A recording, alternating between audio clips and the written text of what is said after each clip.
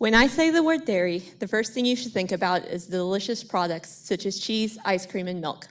But what if I told you the events that occur before a cow starts producing that milk have an overall effect on the quality of the product? In the timeline of a cow's life, she first starts off as this cute little calf.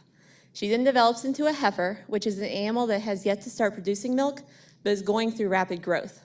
Once she starts producing that milk, we consider her a cow, and this is when we get these products.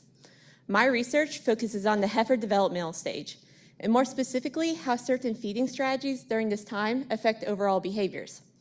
Conventionally, heifers are fed a very high forage diet, so we feed them a lot of hay.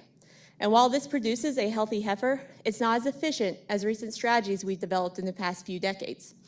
One of these strategies is considered limit feeding, and with limit feeding, we decrease the amount of intake the animal consumes, but increase the amount of nutrient-dense feedstuffs. So we're feeding more corn silage, pictured on the bottom left side of the screen, compared to feeding hay. Now imagine if I were to offer you a big plate of chicken and broccoli, or I could offer you a protein bar. Both contain 25 grams of protein. However, the protein bar is less intake, and that's the basic concept of limit feeding. Now, this strategy has some great benefits. The first benefit being that we increase feed efficiency. So we're feeding less to this animal, but we're getting the same rate of gains or growth as a conventionally fed heifer. The second is that we have less manure output because we're feeding the animal less. And this means we have a better environmental footprint. And lastly, we're more cost efficient. Limit-fed heifers save the farmer $200 per heifer per year. That's the equivalent of going to Starbucks once daily for a whole entire month. But with every great system, we do have drawbacks, and these come in the form of behaviors. Imagine heifers are like gigantic toddlers.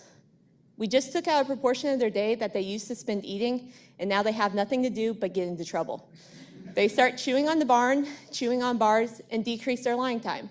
And all these are a sign of stress and frustration that are unhealthy for the animal.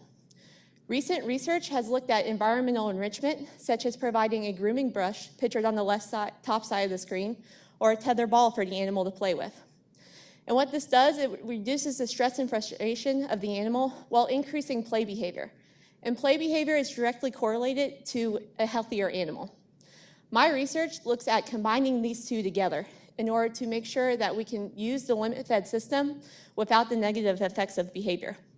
Overall, my research provides a healthier, happier heifer that is more feed efficient, more cost efficient, and more environmentally friendly than the conventionally fed animal.